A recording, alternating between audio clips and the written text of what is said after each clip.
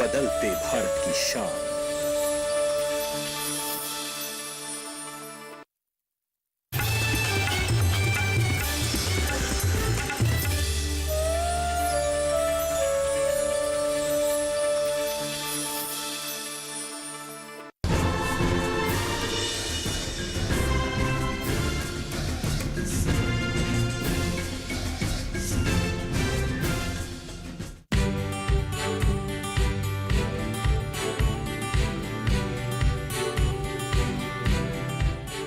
गलतियां हुई, उनसे सीखे और आगे बढ़ते रहे।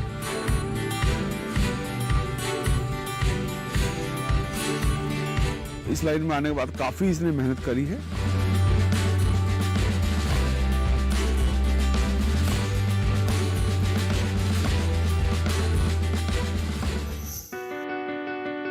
दिन रात लगातार मेहनत करता किसान और फलस्वरूप सोना रूपी अनाज उगलती धरती, ये पहचान है जग के सिरमौर बनते भारत की।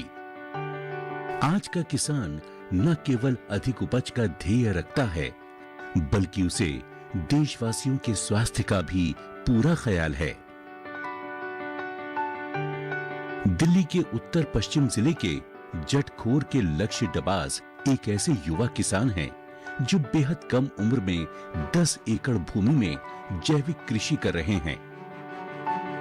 मध्यम वर्गीय परिवार से आने वाले लक्ष्य की उम्र मात्र 26 साल है। अंबेडकर विश्वविद्यालय से एमए की डिग्री प्राप्त करने वाले लक्ष्य बताते हैं कि उनके परिवार में किसी ने भी कभी भी खेतों में रसायन का प्रयोग नहीं किया। पढ़ाई के दौरान उन्हें जैविक खेती की अहमियत पता चली और उन्होंने इस ओर आने का फैसला किया। तो हमारे फादर ने बेसिकली ग्रीन रेवोल्यूशन को बाईपास कर दिया। तो इस जमीन पे जहाँ हम हैं अभी जटखोड़ में, यहाँ पे कभी केमिकल यूरिया पेस्टिसाइड डला ही नहीं। तो यही था हम अपना जब मैंने पढ़ाई करी तो मुझे वैल्यू पता लगी ऑर्गेनिक फार्मिंग की, और ये पता लगा कि कितना बड़ा हमारी एग्रीकल्चर को और हमारी हेल्थ को, कस्टमर्स की हेल्थ को कितना बड़ा प्रॉब्लम है और कितनी रिस्क है। तो उसी के अंदर मैंने एक बिजनेस अपॉर्चुनिटी देखी और लगा कि इसके अंदर फ्यूचर है।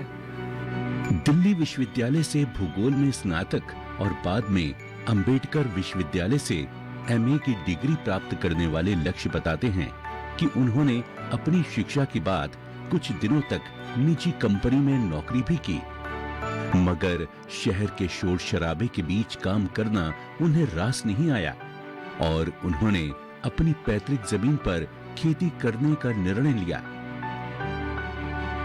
लक्ष्य के लिए खेती का काम बेहद नया था, इसलिए उन्होंने विभिन्न स्रोतों से इसके बारे में जानकारी एकत्रित करते हुए किसानी का काम सीखने का निर्णय लिया। पहले तो मैंने जितने भी अपने इस टाइप के जहाँ पे देखे, यूट्यूब पे देखे, आपके दूरदर्शन पे देखे, जो भी लोग मुझे आसपास लगे उनको मैंने विजिट करा, देखा मशरूम फार्मिंग क्या चीज़ है, पोल्ट्री में क्या है, वर्मी कंपोस्टिंग में क्या है, सबका कुल मिला के देखा कि मेरे लिए सबसे बेस्ट सूटेड कौन सा है। फिर मैंने उसमें ये देखा कि मेरी ज़मीनों के हिसाब से सूटेड कौन सा है। अलग अलग मॉडल तैयार करे, ट्राई करे। धीरे धीरे आपने इम्प्रोवाइजेशन करते करते हमने 5 साल के अंदर हमारा अच्छा नाम तैयार हो गया। शहरी पृष्ठभूमि से आने वाले लक्ष्य के लिए किसानी की राह आसान नहीं थी। उन्हें अपनी विकास यात्रा में बहुत से लोग मिले जिन्होंने लक्ष्य को हतोत्साहित करने का प्रयास किया, मगर लक्ष्य के इरादे बुलंद थे। उन्होंने इन बातों पर ध्यान देने के बजाय सकारात्मक रहते हुए अपनी मेहनत जारी रखी। अपनी यात्रा के शुरुआती दौर में उन्हें नुकसान भी झेलने पड़े, मगर लक्ष्य इसे भी सीखने की प्रक्रिया का हिस्सा बताते हैं। उनका कहना है कि ये नुकसान दरअसल सीख हैं। फिजिकली, मेंटली, फाइनेंशियली, तीनों में हमने बहुत धक्के खाए। स्टार्टिंग की बिजनेस डील्स किससे करनी है, कौन आदमी ठीक है, कौन आदमी पैसे टाइम पे देता है, कोई नहीं देता है। तो गलतियां हुई, उनसे सीखे और आगे बढ़ते रहे। उसके अलावा वैसे कोई हमारे को रोक नहीं सकता है। जो हमारे सपने हैं वो तो बड़े हैं हमारे। तमाम अनुभवों से सीखते हुए लक्ष्य आज एक प्रगतिशील किसान बनने की ओर उन्मुख हैं। जैविक तकनीकों की मदद से लक्ष्य आज विभिन्न प्रकार की फसलों का उत्पादन कर रहे हैं। वो आज 45 प्रकार की सब्जियों का उत्पादन करते हैं। लक्ष्य न केवल सब्जियां उगा रहे हैं, साथ ही वो अनाज का उत्पादन भी कर रहे हैं। वो कहते हैं कि जिन परिवारों में उनकी सब्जियां जा रही हैं, वो परिवार संपूर्ण शुद्ध आहार ले सकें, इसलिए हम अनाज का उत्पादन भी करते हैं। सब्जियों के अलावा हम जो भी सीजनल हमारी मोटी फसलें होती हैं, जैसे कि अभी सरसों है, लाल मसूर दाल है, चना दाल है, ये सब तो हम उगाते ही हैं। और इसी के साथ साथ जैसे जैसे सीजन आता है, बाजरा, मकई, ज्वार, गेहूं लगा रखा है, अभी धान, जो सारी ड्राई आइटम्स भी हम तैयार कर सकते हैं वो भी हम तैयार करते हैं, क्योंकि हमारा यही पर्पस है कि हमारे साथ जो भी फैमिली जुड़ी है उनको हम कंप्लीट पैकेज दे सकें। अब अगर हमसे कोई फैमिली सब्जियां लेती है तो वो यही बोलती है कि सब्जी के साथ खाने के लिए मेरे को रोटी भी ऑर्गेनिक चाहिए, इस पर भी मेरे को अश्योरिटी चाहिए कि ये सही हो। तो उनको भी फायदा है और हमें भी फायदा है कि हम सारी चीजें खुद ही सप्लाई कर दें। लक्ष्य कृषि में बहुफसलीय तकनीक को अपनाते हैं। उनका कहना है कि मल्टी क्रॉपिंग के जरिए कई प्रकार की फसलें एक साथ कम लागत में तैयार की जा सकती हैं। लक्ष्य बताते हैं कि इस तरह से खेती करने से फसलें पोषण को साझा करती हैं और एक दूसरे के विकास में सहायक बनती हैं। लक्ष्य उदाहरण देते हुए कहते हैं कि वो चना और आलू को एक साथ उगाते हैं, क्योंकि चना नाइट्रोजन उत्सर्जक है जो आलू के विकास में सहायता करता है। वो इस तकनीक को फसल की कीड़ों से रक्षा करने के लिए भी कारगर मानते हैं। तो मल्टी क्रॉपिंग के अंदर भी हम बहुत सारे ट्रायल करते रहते हैं। जैसे कि अभी हमने बरसातों के मौसम में जो एक ही पैच के अंदर हमने बांस गाड़ के स्ट्रक्चर तैयार कर रखा था, जमीन के अंदर हमने अदरक, अरबी, इस टाइप की सब्जियां बो रखी थी। जमीन के ऊपर हमने 6 इंच तक की लीफी वेजिटेबल्स तैयार कर रखी थी, जैसे कि पालक हो गया, चौलाई हो गई, और हमने फिर उसके साथ में ही डंडे गाड़ रखे थे जिसपे हमने घिया तोरी की बेल चढ़ा दी थी। और 2 क्यारियों के बीच में हमने मूंग दाल या मसूर दाल, इस टाइप से हम कोई दाल बो देते हैं। तो इसमें हम एक ही पैच से 4 फसलें एक साथ ले लेते हैं और ये चारों फसलें एक दूसरे से न्यूट्रिशन की कंपटीशन नहीं करती है। एक ऐसा सिस्टम बन जाता है जिससे वो सारी ही एक दूसरे को फायदा देती है। लक्ष्य के अनुसार एक सफल किसान को अपने संसाधनों का संपूर्ण उपयोग करते आना चाहिए। वो कहते हैं कि जैविक तकनीकों की मदद से किसान अपनी मेहनत और समय दोनों की बचत करते हुए आय दोगुनी कर सकता है।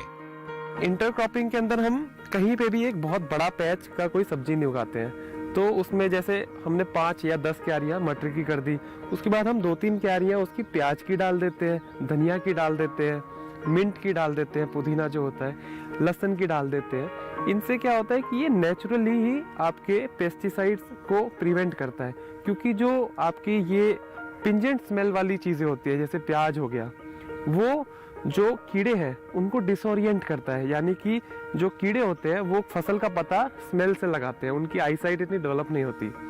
तो जब आप बीच बीच में इंटरक्रॉपिंग में दूसरी फसलें लगा देते हैं जो कि पिंजेंट स्मेल की होती है, जैसे कि लहसुन, आलू, प्याज, उनसे ये फायदा होता है कि वो जो मटर है उसको मास्क कर लेंगे। लक्ष्य आज एक आत्मनिर्भर किसान के रूप में अपनी पहचान बना रहे हैं। शहर से कृषि की ओर लौटकर जैविक खेती करने का उनका निर्णय आज दूसरों को इस ओर आने के लिए प्रेरित कर रहा है।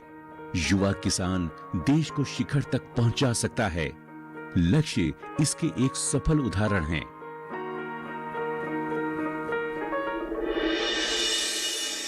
दिल्ली प्रशासन की सेवा से निवृत्त हुए ओम प्रकाश पूर्व में भी अनाज और दलहन फसलों का उत्पादन करते थे।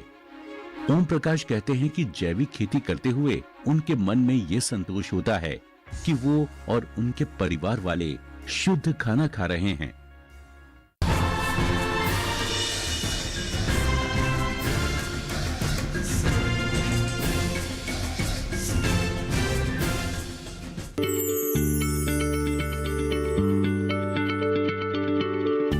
क्या आप किसी बीमारी से परेशान हैं?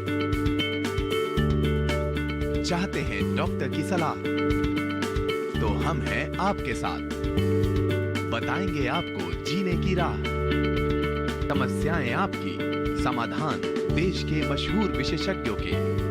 घर में बैठे बात करें देश के जाने माने डॉक्टरों से। हमारे लाइव प्रोग्राम स्वस्थ किसान में हर शनिवार शाम 6 बजे से 7 बजे तक।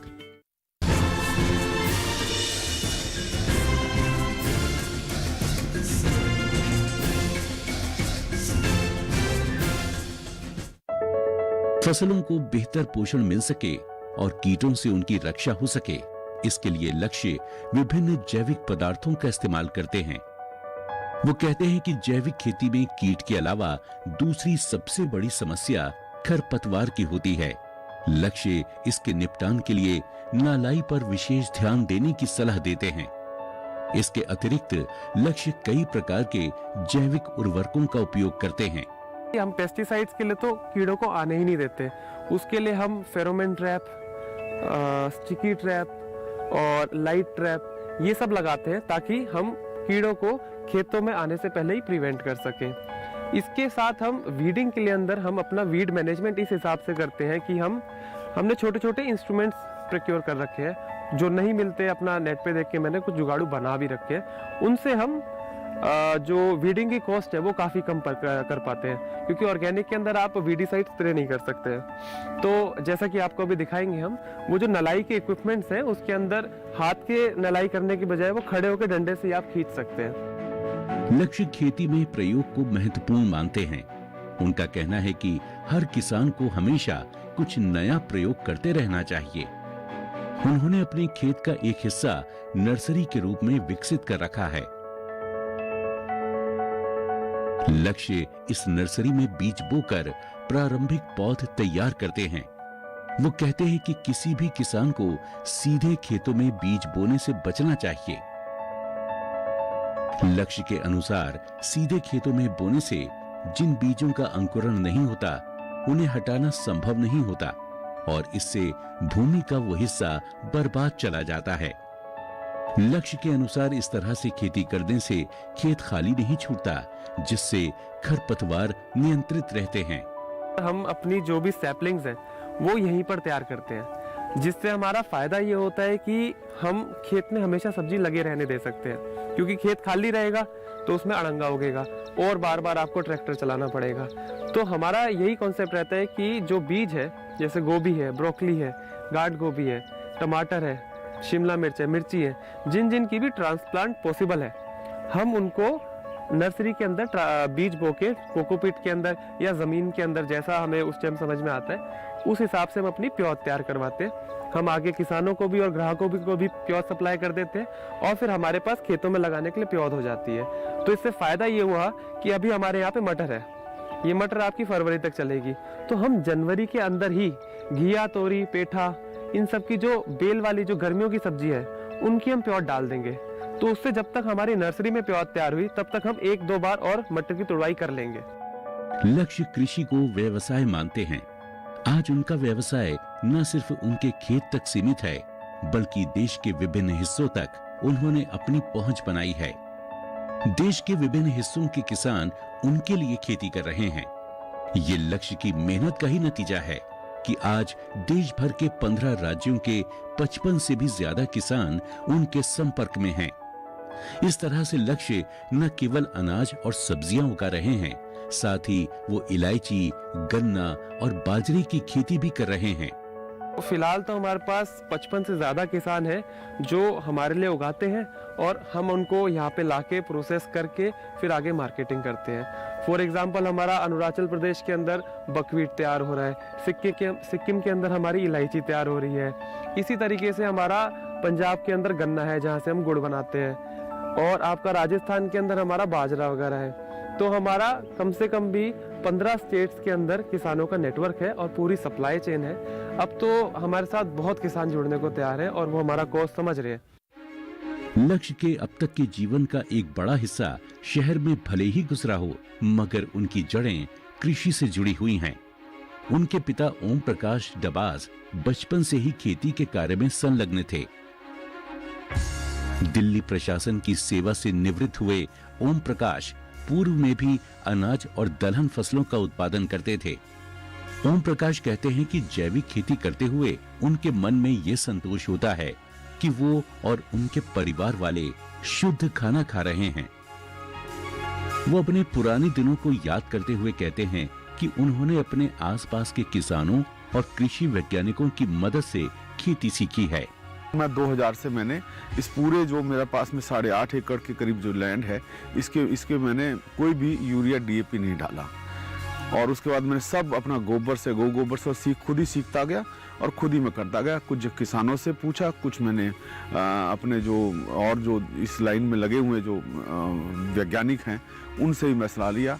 पूसा में भी मैं जाता रहा, तो पूसा में जो अपने बायो फर्टिलाइजर्स हैं उनको हम लेते रहते थे और उससे हमने अपना ये धीरे धीरे करके मैंने ये अपना यूज़ करके मैंने सब चीज़ें अपने एक्सपीरियंस के बेसिस मैंने सीखी हैं ये सब चीज़ें। लक्ष्य अपने जीवन में अपने पिता का स्थान बेहद महत्वपूर्ण मानते हैं। उनका कहना है कि उनके पिता उनके आदर्श हैं, क्योंकि उनको देखकर ही लक्ष्य कृषि की ओर उन्मुख हुए हैं। इस यात्रा में ओम प्रकाश ने अपने बेटे को भरपूर सहयोग दिया है। उनका कहना है कि निजी नौकरी बेहद शोषणकारी है। वो कृषि के व्यवसाय को नौकरी से बेहतर मानते हैं। वो कहते हैं कि उन्हें खुशी है कि आज उनके बेटे ने अपने आप को इस क्षेत्र में स्थापित कर लिया है। मैंने उसको समझाया था कि बड़ी हार्ड लाइफ है और इसमें जो है ना रेस्ट करने का इतना समय है कि आप अपना यूं का 8 घंटे 6-7 घंटे अपने लिए निकाल सकते हैं। अदरवाइज कई बार वो भी नहीं होता जब सीजन का टाइम आता है, बुआई का टाइम आता है।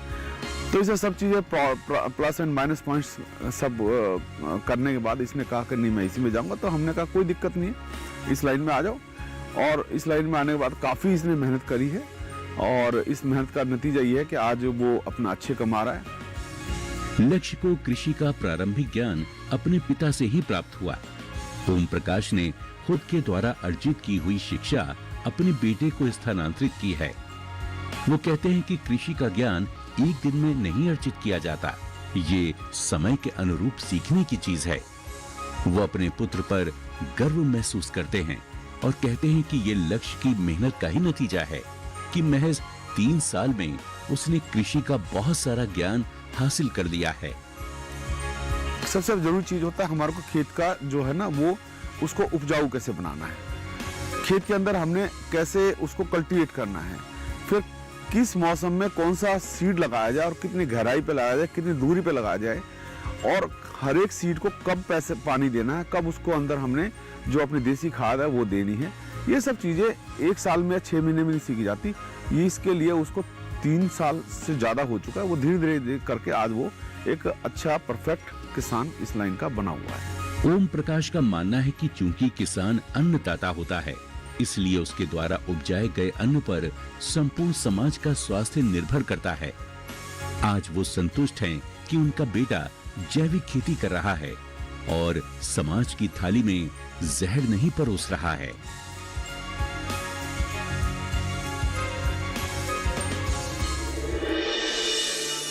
दिल्ली विश्वविद्यालय से स्नातक की पढ़ाई कर चुकी प्रतिमा फिलहाल एक निजी विज्ञापन कंपनी में आर्ट डायरेक्टर के रूप में कार्यरत हैं।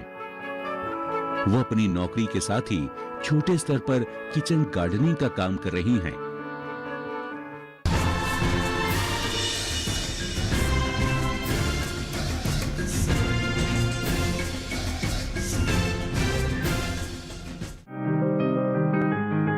बीमारियों से कैसे बचेगी फसल? मवेशियों की मुश्किलों का क्या है हल? कहां से लाएं बीज, कितनी लगेगी खाद? किसानों के हर फोन का विशेषज्ञ देंगे जवाब। देखिए हेलो किसान लाइव सोमवार से शुक्रवार शाम 6 बजे।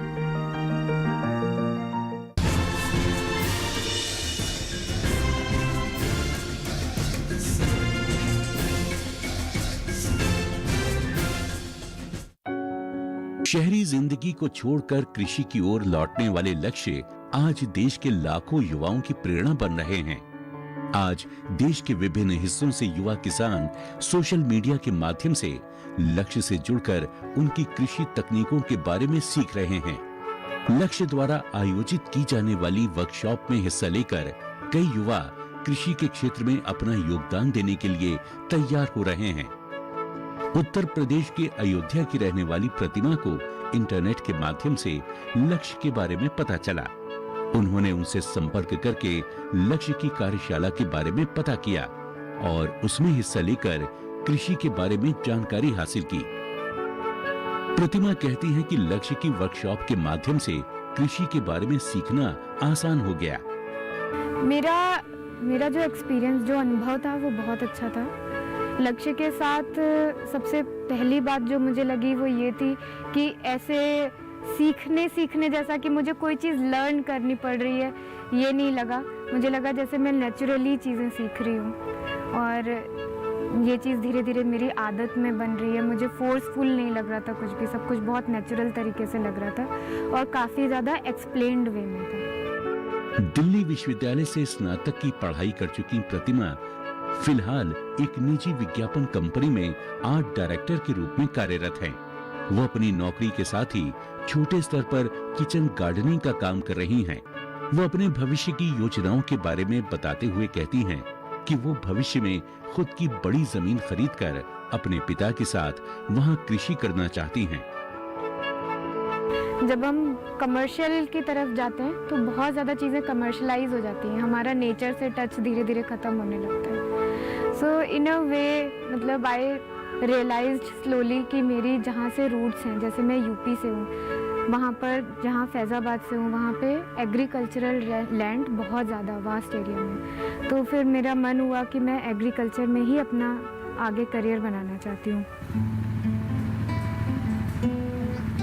कृषि के अतिरिक्त लक्ष्य की रुचि संगीत में भी है। वो कहते हैं कि संगीत सभी को शांति प्रदान करता है। लक्ष्य बताते हैं कि जब वो व्यवसाय अथवा जिंदगी के कठिन दिनों से गुजर रहे होते हैं तो संगीत के जरिए ही खुद को नियंत्रित रखते हैं।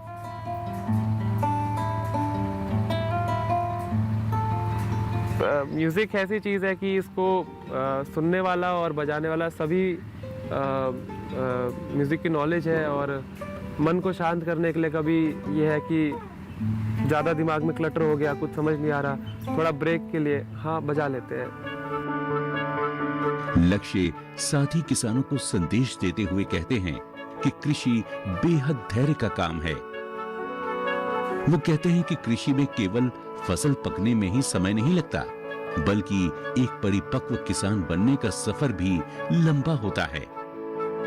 लक्ष्य का मानना है कि हर किसान को अपनी गलतियों और असफलताओं में निराश होने के बजाय गलतियों से सीखना होगा। किसान सीखकर ही आगे बढ़ सकता है। वो कहते हैं कि जो भी व्यक्ति कृषि के क्षेत्र में कदम रखना चाहता है उसे सबसे पहले इस क्षेत्र के बारे में फार्मर है जो या वो फार्मर नहीं भी है जो इस बिजनेस के अंदर आना चाहते हैं, उनको मैं यही सलाह देना चाहूँगा कि सबसे पहले तो आप जितनी रिसर्च हो सके उतनी रिसर्च के बाद ही इसके अंदर घुसिए। घुसना भी है तो जितना छोटा हो सके उतने छोटे से चालू करिए, क्योंकि काम जितना कम हो लेकिन अपने हाथ में हो उतना अच्छा। लक्ष्य कृषि व्यवसाय के उन्नत होने का महत्वपूर्ण उदाहरण है। उनकी कहानी ये बताती है कि आज देश का युवा शहरों से गांव की ओर लौट रहा है। निजी नौकरियों के बरक्स कृषि भी युवाओं के लिए रुचिपूर्ण पेशा बनकर उभर रहा है। लक्ष्य उन किसानों में से एक हैं जो जैविक खेती के सुनहरे भविष्य के जीते जागते उदाहरण हैं।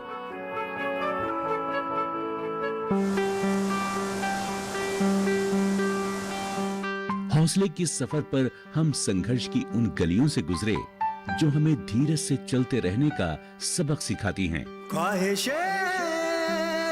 परिश्रम में डूबी इन कहानियों को सुनकर किसी का भी मन प्रेरित हो उठेगा और जब सफलता के शिखर पर खड़े इन किसानों के मन को छुआ तब एहसास हुआ कि सफलता सिर्फ एक शब्द नहीं, एक अद्भुत एहसास की अनुभूति है, जहां से हौसलों को पंख मिलते हैं और जहां से संघर्ष से सफलता तक की कई कहानियों की शुरुआत होती है।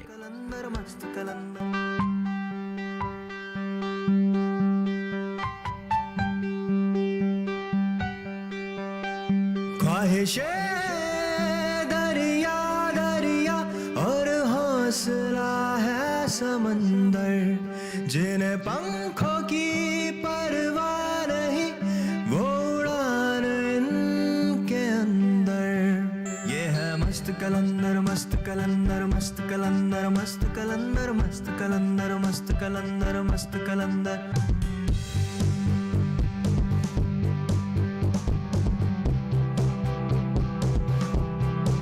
ना डर कोई, ना फिक्र कोई, ना बंधन का है चक्कर, जिन पंखों की परवाह नहीं, वो उड़ान इनके अंदर। ये है मस्त कलंदर, मस्त कलंदर, मस्त कलंदर, मस्त कलंदर।